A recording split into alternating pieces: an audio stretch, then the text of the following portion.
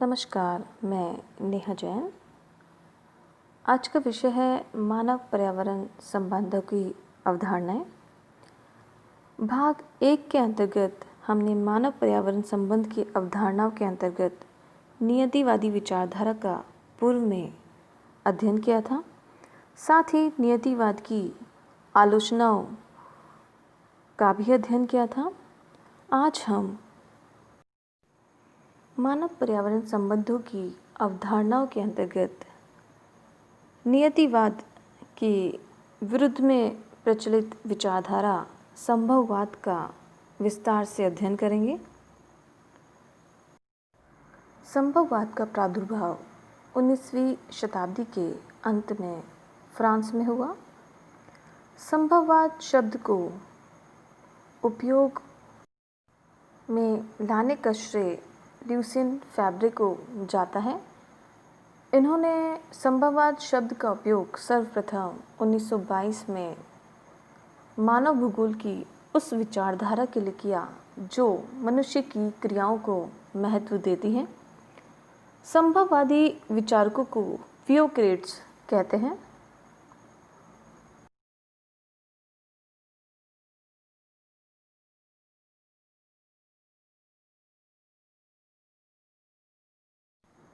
इस विचारधारा के अनुसार पर्यावरण के द्वारा कुछ संभावनाएं प्रस्तुत की जाती हैं मनुष्य के सामने और मनुष्य अपनी चॉइस या छांट के द्वारा उनका उपयोग कर सकता है। इस विचारधारा के जन्मदाता विडाल डी ला ब्लाश थे, लेकिन संभववाद शब्द का सबसे पहले प्रयोग ला फैब्रे ने किया। ल्यूसिन फैब्रे ने अपनी पुस्तक इतिहास का भौगोलिक परिचय में मानव के प्रभुत्व को स्वीकार करते हुए लिखा है कि there are no necessities but everywhere possibilities and man is master of possibilities is the जज ऑफ देयर यूज। अर्थात कहीं कोई अनिवार्यता नहीं है, सर्वत्र संभावनाएं हैं और मानव उसके स्वामी के रूप में इन संभावनाओं का निर्णायक है। प्रकृति मनुष्य को किसी निश्चित मार्ग पर चलने के लिए बाध्य नहीं कर सकती। वह मनुष्य को अनेक अवसर प्रदान करती है जिनके चुनाव के लिए मनुष्य स्वतंत्र होता है। ल्यूसिन फैब्रे ने मनुष्य को एक भौगोलिक दूत कहा है जो सदैव पृथ्वी की संरचना की विवेचना में उन परिवर्तनशील भौगोलिक अभिव्यक्तियों के समन्वय ढूंढने में योगदान करता है जिनका अध्ययन करना भूगोल का महत्वपूर्ण कार्य है। मानव पृथ्वी पर उपलब्ध प्राकृतिक परिस्थितियों को अनुकूल बनाने में स्वतंत्र है, अर्थात मानवीय छांट प्राकृतिक वातावरण की अपेक्षा अधिक महत्वपूर्ण होती है। ऐसा ल्यूसिन फैब्रे ने अपने विचारों में व्यक्त किया।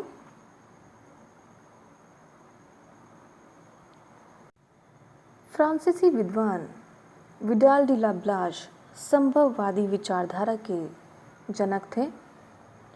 इन्होंने अपनी पुस्तक मानव भूगोल के सिद्धांत में मानव पर्यावरण संबंधों में संभववादी उपागम के विकास का मार्ग प्रशस्त किया था सन 1922 में। ब्लाश के अनुसार लिखा गया कि nature is never more than an adviser.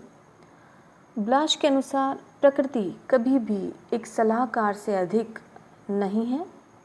वह सीमाएं निर्धारित करती है तथा मानव अधिवास हेतु संभावनाएं प्रदान करती है, परंतु प्रकृति प्रदत्त परिस्थितियों में मानव की क्या प्रतिक्रिया होगी या वह कैसा समायोजन स्थापित करेगा, यह उसकी जीवन पद्धति पर निर्भर करता है।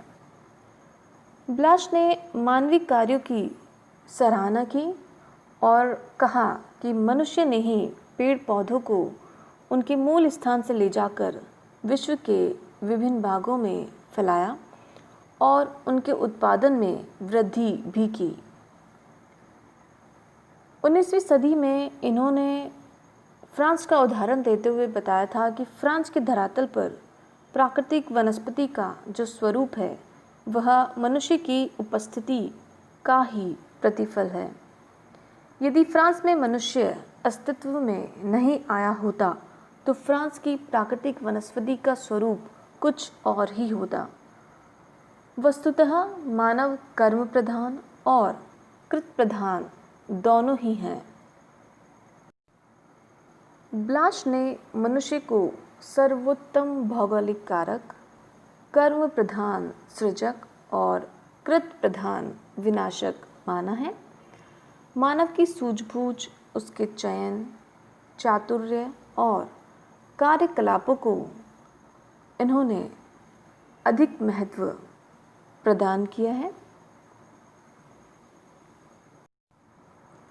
कॉल सावर ने भी मानवीय कौशल तथा क्षमता को महत्व देते हुए संभववादी विचारधारा पर बल दिया। इन्होंने अपनी पुस्तक कल्चरल ज्योग्राफी में नियतिवादियों के बारे में कहा है कि वे नियंत्रण के बदले प्रभाव और प्रभाव के बदले समायोजन शब्द का प्रयोग करने लगे हैं। ब्लाच के शिष्य जीन ब्रुन्स भी संभववाद के समर्थक थे। उन्होंने माना कि मनुष्य अपने वातावरण के प्रभाव को चुपचाप सहन नहीं करता, वरन उसे परिवर्तित करने में क्रियाशील रहता है। पृथ्वी पर मनुष्य के लिए कोई भी वस्तु इतनी परम सीमित नहीं है कि उसमें छांट की संभावना ना हो। अर्थात इन्होंने कहा कि प्रकृति आदेशात्मक नहीं है, वह अनुमति बोधक है। यानी कि प्रकृति मनुष्य को अपने अनुरूप ही कुछ करने का आदेश नहीं देती है, वह मात्र करने की अनुमति प्रदान करती है तथा मनुष्य जो भी अनुक्रिया प्रकृति के प्रति विकास हेतु करता है वह अपने अनुसार अपनी बुद्धि चातुर्य के बल पर और अपने साधनों से करता है। ब्रुन्स ने मनुष्य को एक परिवर्तनकारी और क्रियाशील कारक माना है। इन्होंने कहा कि प्राकृतिक वातावरण के द्वारा कुछ सीमाएं निर्धारित की जाती हैं। मनुष्य यद्यपि इन सीमाओं को साध तो नहीं सकता, परंतु उसमें परिवर्तन करके अपने अनुकूल अवश्य बनाता है। ब्रुन्स ने मानवीय क्षमता को मुख्य माना है और साथ ही पर्यावरणीय सीमाओं को स्वीकार करते हुए कहा कि पर्यावरण एक सीमाकारी तथा अवरोधक शक्ति है, न कि नियंत्रणकारी। प्रसिद्ध अमेरिकन भूगोलवेत्ता ईसा बोमेन के अनुसार चिंतन एवं विचारधारा का मानव सभ्यता के उत्थान एवं पतन से गहरा संबंध है। प्राकृतिक वातावरण की शक्तियाँ कभी भी सभ्यताओं को पूर्ण रूपेण नष्ट नहीं कर सकती, वे केवल मानवीय समूह के द्वारा ही त्यागी और अपनाई जाती हैं। अर्थात ईसा बोमेन ने संभववाद का समर्थन करते हुए कहा कि भौतिक वातावरण कभी भी सभ्यताओं को पूर्ण रूप से नष्ट नहीं कर सकता, वे तो मनुष्य के द्वारा ही अपनाई जाती हैं। यानी कि प्राकृतिक वातावरण मानव समाज के रूप को निश्चित नहीं कर सकता, अपितु मानव उसे अपने अनुरूप परिवर्तित करता है। ईसा बोमेन ने अपनी पुस्तक द पायनियर फ्रिज तथा भूगोल और सामाजिक विज्ञान में मनुष्य के महत्व को स्वीकार करते हुए लिखा है कि वातावरण के भौगोलिक तथ्य स्थिर होते हैं तथा मानव वर्ग के संपर्क से वे परिवर्तनशील हो जाते हैं, जिस प्रकार मानवता स्वयं भी परिवर्तनशील है। इन्होंने ये भी स्पष्ट किया कि जैसे जैसे ज्ञान और विज्ञान का विकास और विस्तार होता है, प्राकृतिक वातावरण तथा संसाधनों के उपयोग का स्वरूप और मात्रा दोनों ही बढ़ते हैं। फ्रांसीसी भूगोलवेत्ता डिमेंजिया ने मानव शक्ति को सर्वोपरि मानते हुए बताया कि मानव द्वारा वातावरण के परिवर्तन महत्वपूर्ण हैं। इनके अनुसार मानव ने संचार के साधनों के द्वारा पाताल तोड़ कुओं तथा नदियों के नियंत्रण द्वारा मानवीय भोजन के लिए नए पौधों के विकास द्वारा वातावरण में कई परिवर्तन किए हैं और इन्हीं मानव के परिवर्तनकारी गुणों का डिमेंजिया ने उल्लेख किया है।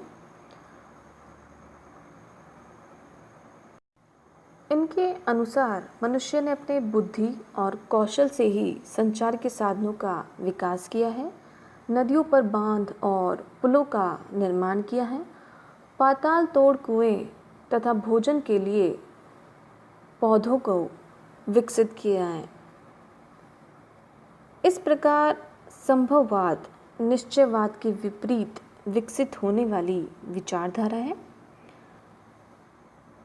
आवश्यकता अनुसार परिवर्तन करने वाला महत्वपूर्ण भौगोलिक कारक मनुष्य है, जिसमें मानव को पर्यावरण से सर्वोच्च रूप में वर्णित किया गया है।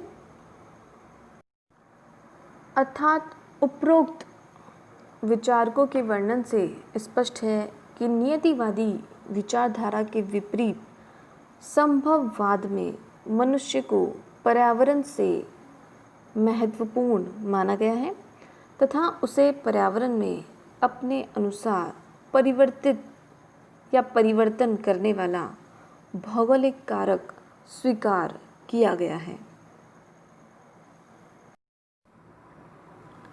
क्रिटिसिज्म ऑफ पॉसिबिलिज्म यानी कि संभववाद की आलोचनाएं। संभववादी विचारधारा को अति मानव केंद्रित मानते हुए कई विद्वानों ने इसकी आलोचनाएं की हैं, जो कि इस प्रकार हैं। प्रथम, फैब्रे ने स्वयं संभववादी होते हुए भी यह स्वीकार किया है कि मनुष्य अपने पर्यावरण के प्रभावों से भी पूर्ण रूप से स्वतंत्र नहीं रह सकता। मानव अपनी आवश्यकताओं की पूर्ति हेतु काफ़ी हद तक वातावरण पर निर्भर रहता है। दूसरी, प्रसिद्ध संभववादी समर्थक जीन ब्रुन्स ने एक स्थान पर लिखा है कि क्योंकि मानव पृथ्वी पर निवास करता है और वह पृथ्वी पर निर्भर करता है, अर्थात मानवीय क्रियाकलापों पर पर्यावरण का प्रभाव पड़ता है। तीसरे, ग्रिफ्थ टेलन ने संभववाद की आलोचना करते हुए कहा कि इसमें मानव को आवश्यकता से अधिक महत्व दिया गया है तथा प्राकृतिक पर्यावरण को तुच्छ माना गया है, जबकि मानव और प्रकृति दोनों ही महत्वपूर्ण हैं। मानव प्रकृति के साथ समायोजन स्थापित कर विकास की ओर अग्रसर होता है। चौथी आलोचना, कॉल सावर ने आधुनिक निश्चयवाद को स्वीकार करते हुए प्रकृति और मनुष्य के मध्य समायोजन को ही प्रमुख स्थान दिया है। पांचवी आलोचना, बुलरीज तथा इस्ट ने भी मानव प्रकृति के संबंधों के संदर्भ में लिखा है कि मानव और स्थल की प्रतिक्रियाएं पारस्परिक होती हैं, न कि एक दूसरे पर प्रभावकारी शक्तियों के रूप में। अतः स्पष्ट है कि ना तो प्राकृतिक शक्तियां ही सर्वप्रभावी हैं और ना ही मानव प्रकृति का विजेता है, अपितु दोनों आपसी संबंध और परस्पर सामंजस्य पर आधारित हैं और मानव भूगोल का मूल उद्देश्य प्राकृतिक और मानवीय शक्तियों में सामंजस्य स्थापित करना है।